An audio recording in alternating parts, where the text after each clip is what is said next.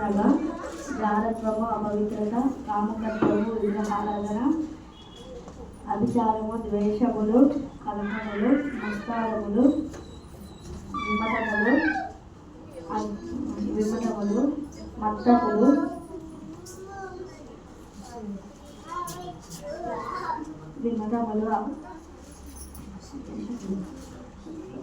వేటకాని ఊళ్ళ నుండి ఆయన నిన్ను విడిపించును, నాశనకరమైన తెగులు రాకుండా నేను రక్షించును. ఆయన తన రెక్కలతో నిన్ను కప్పును, ఆయన రెక్కల క్రింద నీకు ఆశ్రయము కలుగును. ఆయన సత్యమును, కేడమును డాలునై ఉన్నది. రాత్రివేళ కలుగు భయంకైనను, పగటివేళ ఎగురు బాణములకైనను, చీకటిలో సంచరించు తెగులకైనను, మధ్యాహ్నం మందు పాడుచే రోగంకైనను నీవు భయపడుకుందువు. నీ పక్కన 1000 మంది పడినను, నీ కుడి పక్కన 10,000 మంది కూలినను అపాయము నీ వద్దకు రాదు. నీవు కనులారా చూచుచుండగా భక్తిహీనులకు ప్రతిఫలం కలుగును. యెహోవా నీవే నా ఆశ్రయము, నీవు మహోన్నతుడైన దేవుడివి, నీకు నివాస స్థలంగా చేసుకొని ఉన్నావు. నీకు అపాయం ఏమీ రాదు, ఏ తెగులు నీ గుడారములకు సమీపించదు. నీ మార్గములన్నింటిలో నిన్ను కాపాడుటకు ఆయన నిన్ను గూర్చి తన దూతలను ఆజ్ఞాపించును. నీ పాదములకు రాయి తగలకుండా వారు నిన్ను తమ చేతుల మీద ఎత్తుపట్టుకుందరు.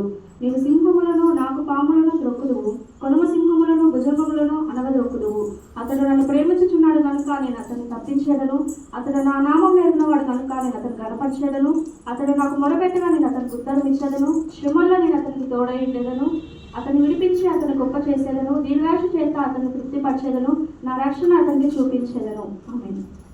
భక్తుడా, ఈ మాయలోక ఛాయను చూచినప్పుడు భయము చెందకు నీవు, దిగులు చెందకు నీవు, భయము చెందకు నీవు, దిగులు చెందకు. జీవమించిన యెహోవా ఉన్నాడు.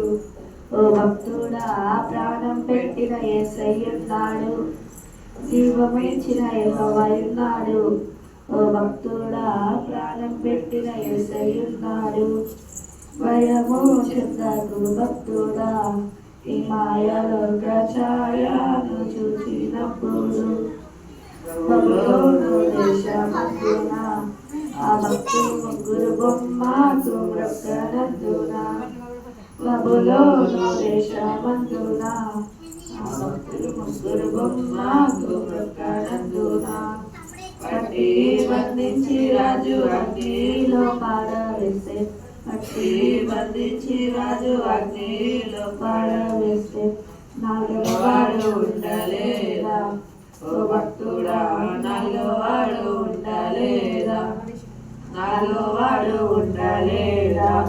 ఓ భక్తుడా, నాలుగో వాడు ఉండలేదా? భయము చెందకు భక్తుడా, ఈ మాయలోక ఛాయను చూచినప్పుడు. చెరసాలలో వేసిన దేహమంతా గాయాలతో నిండిన, చెరసాలలో వేసిన తమ దేహమంతా గాయాలతో నిండిన. వాడి కీర్తించి పౌలు శీలాలు కొనియాడు, వాడి కీర్తించి పౌలు శీలాలు కొనియాడు. భూకంపం కలగాలేదా? ఓ భక్తుడా, భూకంపం కలగాలేదా? భూకంపం కలగాలేదా? ఓ భక్తుడా, భూకంపం కలగాలేదా? ఆ భక్తులు ముగ్గురు చెర నుండి విడుదల కాలేదా? ఆ భక్తులు ముగ్గురు చెర నుండి విడుదల కాలేదా? భయము చెందకు భక్తుడా, ఈ మాయలోక ఛాయను చూసినప్పుడు.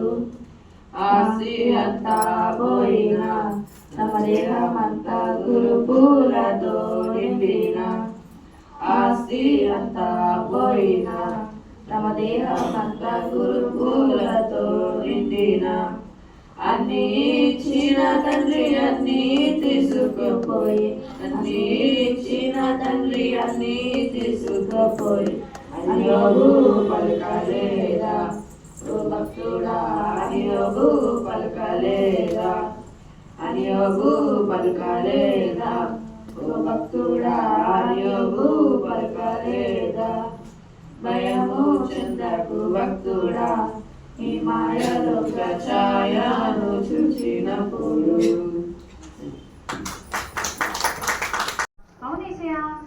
మీ ఇంటికి రావాలనుకుంటున్నాను. అవునా? నా ఫ్రెండ్ రోజా ఇంటికి నేను మీ ఇంటికే వస్తాను, రోజా ఇంటికి వెళ్ళను. అవునా ఏసయ్యా, ఎందుకు? ప్రేమ అని పేరు పెట్టుకున్నావు కదా, నీలో ఎంత ప్రేమ ఉందో చూద్దామని. సరే ఏసయ్యా. మార్తమ్మా, మార్తమ్మా, మార్తమ్మా. అమ్మగారికి అయితే ఏం తెలియదు, ఎప్పుడు చూసినా పిలుస్తూనే ఉంటారు. చెప్పండి అమ్మగారు, పిలిచారా? అవును పిలిచాను. ఏంటమ్మగారు? రేపు క్రిస్మస్ పండగకి మన ఇంటికి ఏసీ వస్తున్నారంట. అవునా అమ్మగారు? అవును, నా చీరలు బ్లౌజ్ అన్ని ఇస్తా, డైరెక్ట్ ఇచ్చేసి రావే. అలాగే అమ్మగారు. అలాగే వెళ్తా వెళ్తా రాజయ్య పిలు. అలాగే రాజయ్య, అమ్మగారు పిలుస్తున్నారు. అమ్మగారు పిలిచారా? అమ్మగారు అవును పిలిచాను. చెప్పండి అమ్మగారు. దగ్గరకు వచ్చి తగలడమయ్యా. చెప్పండి అమ్మగారు. రేపు మన ఇంటికి క్రిస్మస్ పండగకి ఏసీ వస్తున్నారంట. అవునా అమ్మగారు? అవును. ఇది అది చూడు, ఆ గోడలు చూడు ఎలా ఉన్నాయో, అవన్నీ శుభ్రపరచు. ఆ ఫ్లవర్స్ చూడు ఎలా ఉన్నాయో, నీకు అసలు పట్టనే పట్టదు. సరే అమ్మగారు.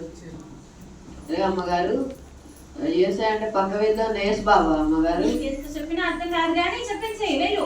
అలాగే రేపు క్రిస్మస్ పండగకి ఏసీ వస్తున్నారు కదా, చికెన్, మటన్, ప్రాన్స్ అన్ని తీసుకురా వెళ్ళు. సరే అమ్మగారు.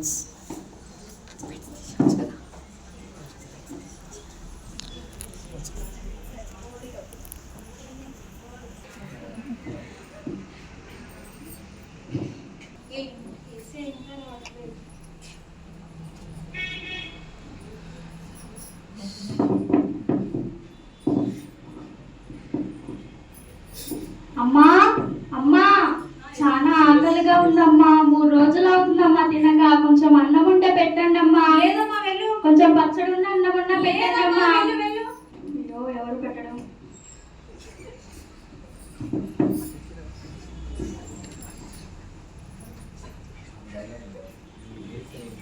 ఏంటి ఏసీ ఇంకా రావట్లేదు? లేట్ అయిపోతుంది, అన్ని సిద్ధపరిచి ఉంచాను. ఏంటి ఏసీ ఇంకా రావట్లేదు? క్రిస్మస్ పండుగ వస్తా అన్నది ఆనందానికి. ఏంటి ఏసీ ఇంకా రావట్లేదు? చాలా చలిగా ఉంది, ఎవరైనా దుప్పటిస్తే బాగుండు. ఇక్కడ ఏదో ఇల్లు నడిపిస్తాను. అమ్మా అమ్మా, ఎవరు? చాలా చలిగా ఉందమ్మా, ఏమైనా దుప్పటి ఉంటే ఇవ్వండి అమ్మా. బట్టలున్నా ఇవ్వండమ్మా. లేదమ్మా, నిన్ననే స్టీల్ సామాన్ వాడికి వేసాను, వాడు మంచి స్టీల్ గిన్నె ఇచ్చాడు. లేదమ్మా వెళ్ళు. సరే.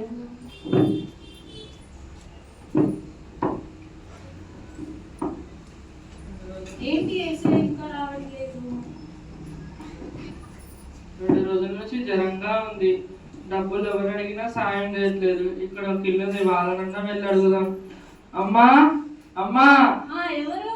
2 రోజుల నుంచి జ్వరంగా ఉందమ్మా, కాస్త డబ్బులు ఉంటే సాయం చేస్తారా? నాకు ఎవరు లేరు. డబ్బు లేదు వెళ్ళయ్యా వెళ్ళు. అయ్యో,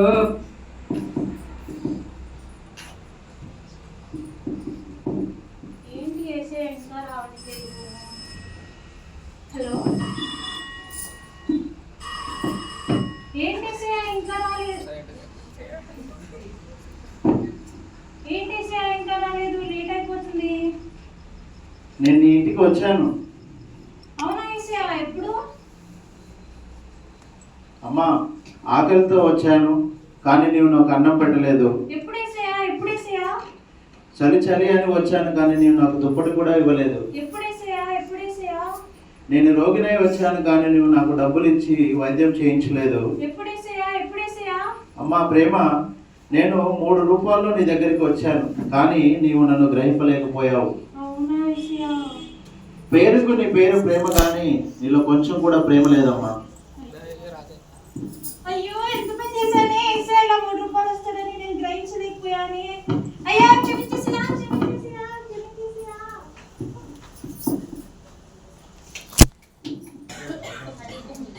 కథలోని సారాంశం ఏంటంటే, మనం దేవుడి బిడ్డలం కాబట్టి మన ఇంటికి ఎవరైనా ఆకలితో వచ్చినప్పుడు మనం అన్నం పెట్టి సహాయం చేయాలి. క్రిస్మస్ అంటే మనమే కొత్త వస్త్రాలు కొనుక్కోవడం కాదు, లేని వారికి ఇవ్వాలి. దేవుడి బిడ్డలమైన మనము రోగులు సహాయం కోసం అడిగితే వాళ్ళని సహాయం చేయడం తప్ప తప్పకూడదు. Thank you.